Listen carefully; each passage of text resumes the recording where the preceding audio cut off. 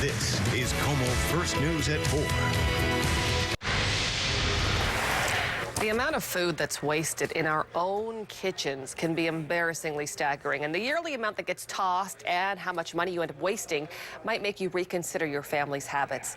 EcoConsumer Tom Watson is back with some tips so that we can all cut down on some of that food waste. Okay, I have to admit, I cringe every time I clean out my fridge because there's always that half-eaten bag of salad, sometimes a whole bag that I forgot was back there, and it's just expired now. It's ridiculous how much ends up in our garbage cans. And you know, it's not just you or your family or our friends, it's all of us. And today we're going to show some tips for reducing that, and a lot of people are doing great things on that already, preventing their food waste. Okay. Right here, we have 290 pounds of food. That is the amount of food each American wastes in a year. There's a lot more food in the front. I know you're just seeing the tops. It's pretty staggering. Well, you can see, you can kind of see it. Some of it's in bins. Our friends at the Promenade Red Apple grocery store in the Central District donated us this food, and some of it is my own. It's an amazing visual to see how much we don't even touch, and it just either goes bad or we toss it. And for tips, the real confusing thing for a lot of people are the dates on products. It says the sell by, expiration, best by. There's different wording. Sell by or best by are the most common ones. That's explained on this sign here. And the sell-by date is mostly for the stores. And for example, on this box right there, it says sell by January 2016. Yes. So that's several months old.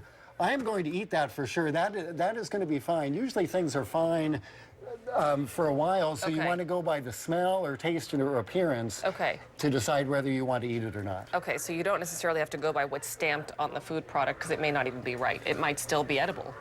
Yes, they do that for their display purposes and for maybe their idea of when it's tastiest, but you can judge that yourself. So with produce, you can use parts of the veggies that you might not normally think of. So for example, people will get beets at the farmer's market or from their garden, and they'll just toss the greens in the food waste, which in food scraps. That's a great thing to do. But it's better to use them, so we made this, our friend Sam made this beet green pesto from greens just like this. Made with the greens, the stems of the beet that most of us toss. So it's from beet greens and basil and other great stuff. We'll have that back for the crew to sample. You can get some later with our crackers. So what I've learned is with carrots, for example, I don't peel them anymore, and so you really don't need to peel carrots for soup. And so that reduces waste. You can save the carrot ends, carrot tops, and make pesto out of those. Oh. You can use what people might consider ugly or deformed fruit as another way to reduce food waste. You can, if you have stuff that you decide your kid doesn't like Spam anymore. And it's just been taking up cabinet space. You can donate that to the food bank. And Connie Thompson just reminded me that this weekend, this Saturday, is the annual mail carriers food drive. So you can put, if you have some of these canned goods and things, you could put those out for that food drive. It pays to be more mindful about our food, and it helps our grocery budget too. Tom, thank you so much for being here. Some fantastic advice today. For more information about this, and there is a lot more information, go to our website. We have the links there for you, KOMOnews.com. Thanks, Tom.